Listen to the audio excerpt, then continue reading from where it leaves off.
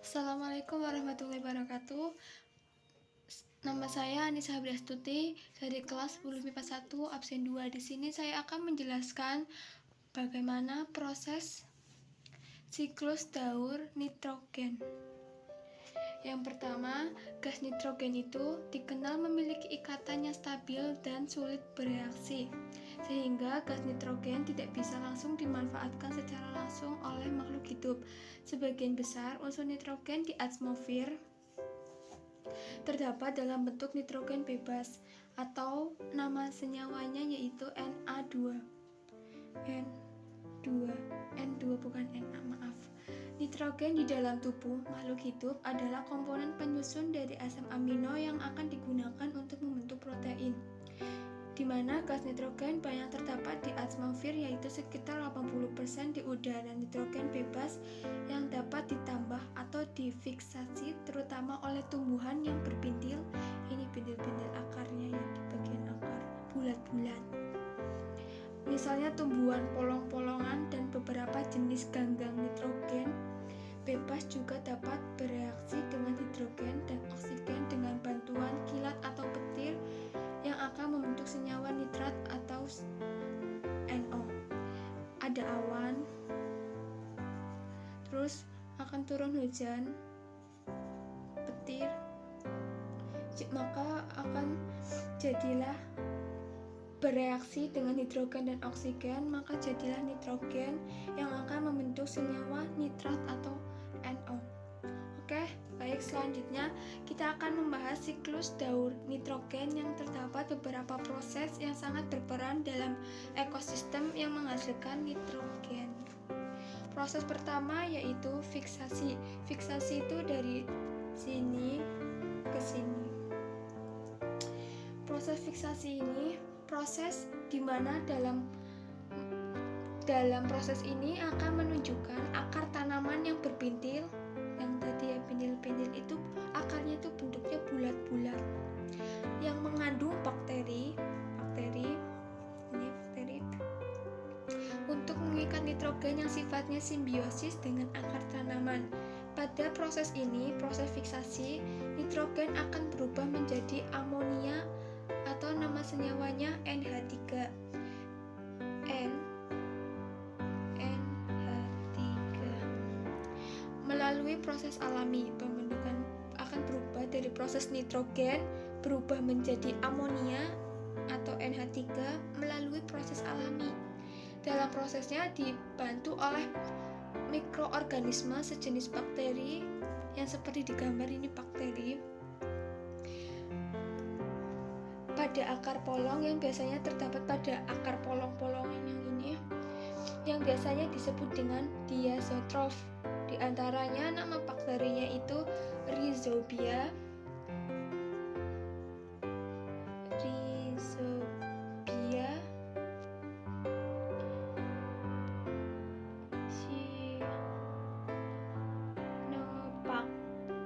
Cyanobacteria,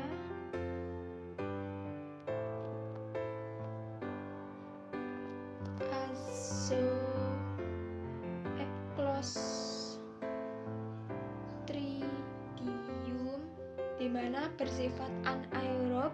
Bakteri Clostridium bersifat anaerob dan Azotobacter bersifat aerob. Kandungan enzim dalam nitrogen di dalam mikroorganisme tersebutlah yang ini ya, mikroorganisme seperti Cyanobacter, Clostridium, dan Azotobacter tersebut yang membantu penggabungan hidrogen dan nitrogen sehingga menghasilkan amonia. Ada juga ganggang hijau dan biru yang bisa membantu dalam proses fiksasi. Tapi dengan terlebih dahulu melakukan koordinasi dengan diatrof, koordinasi dengan beberapa bakteri mikroorganisme diatrof yang tadi. Ketika tumbuhan dimakan oleh hewan herbivora, ini ada gambar hewan tikus, herbivora atau hewan apapun, nitrogen yang ada di dalam tumbuhan itu akan berpindah ke tubuh hewan herbivora tersebut bersama dengan makanan. Ketika tumbuhan dan hewan ini mati dan tumbuhan mati, ataupun sisa hasil ekskresi dari hewan, ekskresi bisa berupa urin, nitrogen akan diuraikan, urin ya, feses atau urin gitu. Ketika hewannya mati atau mengeluarkan feses atau urin dan tumbuhannya mati, maka nitrogen akan diuraikan oleh dekomposer. Dari sini kan hewan mati atau feses atau urin terus tumbuhan mati, maka nitrogen akan diuraikan oleh dekomposer. Dekomposer ini yang di bawahnya itu dekomposer, di mana dekomposer terdiri dari golongan fungi atau jamur dan beberapa bakteri, di mana akan berubah menjadi amonium dan amonia. Dalam dekomposer itu ada golongan fungi atau jamur dan bakteri. Proses ini bisa disebut dengan dekomposisi, yang dimana akan berubah menjadi amonium dan amonia. Proses inilah disebut dengan proses amonifikasi. Proses amonifikasi, proses pembentukan amonia atau amonium, nama senyawanya NH4+ ini ya, amonium atau amonia. Dengan bantuan bakteri nitrit, contohnya bantuan nitrit, bakteri nitrit ya, itu contohnya Nitrosomonas dan Nitrosococcus. Bakteri nitrit. Proses inilah disebut sebagai proses nitritasi.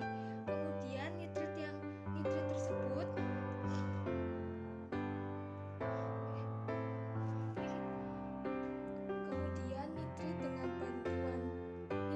tersebut itu yang dibantu oleh bakteri Nitrosomonas dan Nitrosococcus. Dengan bantuan nitrit, bakteri nitrat, contohnya ini bakteri nitrit diubah NO2-, nama senyawanya diubah menjadi nitrit ke nitrat, itu nitratasi. Peristiwa suatu proses perubahan yang awalnya dari amonium atau amonia kemudian menjadi nitrit yang dibantu oleh beberapa bakteri dan juga nitrat dengan bantuan dari bakteri tersebut disebut sebagai proses nitrifikasi.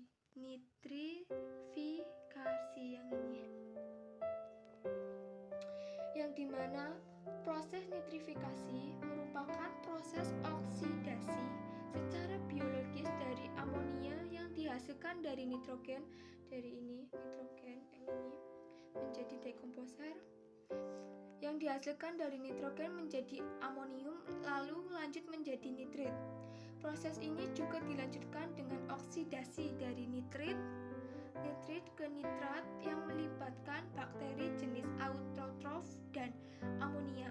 Contohnya adalah nitrit ke nitrat melibatkan bakteri jenis nitrit ya, ke nitrat itu melibatkan bakteri jenis autotrof dan amonia. Contohnya bakteri autotrof dan amonia yaitu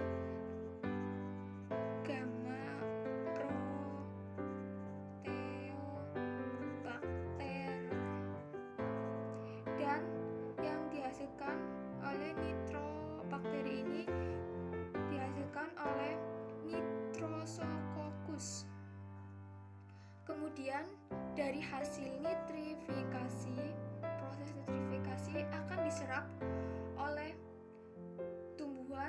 proses oleh tumbuhan yang ke sini. Balik lagi, nitrat oleh tumbuhan sini.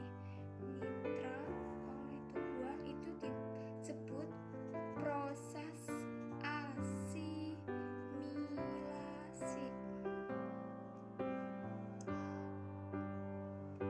Proses asimilasi itu hasil dari proses nitrifikasi akan diserap oleh akar tumbuhan. Nitrat akar tumbuhan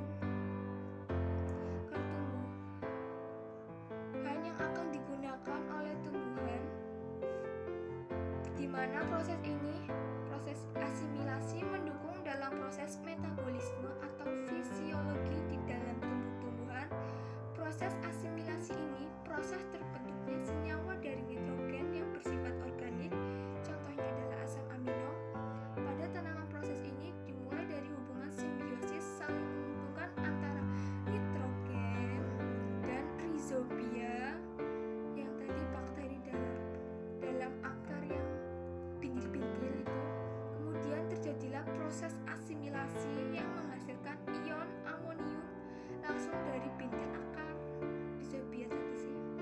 Pada proses ini, hewan dan tumbuhan akan mendapatkan manfaat nitrogen yang sudah berbentuk asam amino atau molekul organik yang lebih kecil, bukan lagi unsur nitrogen secara langsung melainkan nitrat NO3-. Nitrat tersebut juga bisa digunakan oleh langsung bakteri untuk melakukan proses denitrifikasi, di mana nitrat diubah menjadi amonia yang dikembalikan ke udara. Amonia kemudian diubah menjadi nitrogen yang dilepaskan ke udara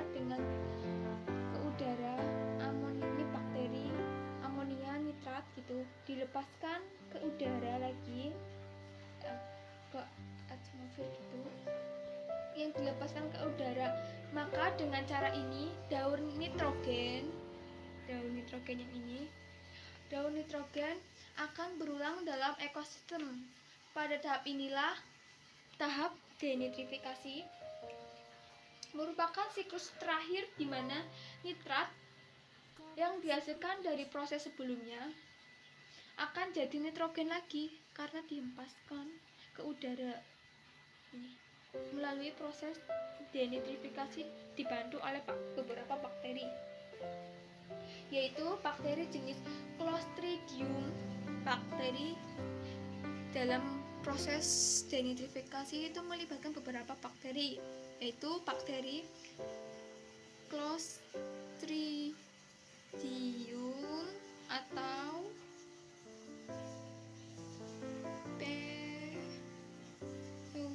Pseudomonas yang berada pada kondisi anaerobiknya. Demikianlah seterusnya, di mana siklus akan terus terjadi secara kontinu. Maka kesimpulannya dalam daur siklus nitrogen itu ada proses fiksasi. Fiksasi itu menunjukkan tumbuhan berakar berbintil atau bulat-bulat, itu jenis tanaman polong-polongan. Kemudian ada beberapa bakteri untuk membantu hewan atau feses atau urin yang dikeluarkan oleh hewan, atau bisa juga ketika hewan mati dan tumbuhan mati akan didekomposer oleh fungi atau jamur dan bakteri. Proses ini disebut proses dekomposisi. Dari proses dekomposisi inilah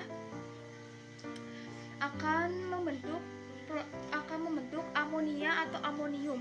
Proses inilah disebut amonifikasi. Dari dekomposisi diubah menjadi amonium atau amonia disebut proses amonifikasi. Kemudian dari proses amonifikasi, amonium atau amonia itu menjadi nitrit, dinamakan proses nitritasi. Dari nitrit ke nitrat itu dinamakan proses nitritasi. Dari nitrat itu bisa ke proses asimilasi hasil nitrat itu dikembalikan ke akar tumbuhan, atau bisa juga ke proses denitrifikasi. Nitrat itu langsung nitrogen dihempaskan lagi ke udara menjadi nitrogen yang dibantu oleh beberapa bakteri. Terima kasih, mohon maaf apabila ada kesalahan dalam penjelasan saya mengenai daur nitrogen. Wassalamualaikum warahmatullahi wabarakatuh.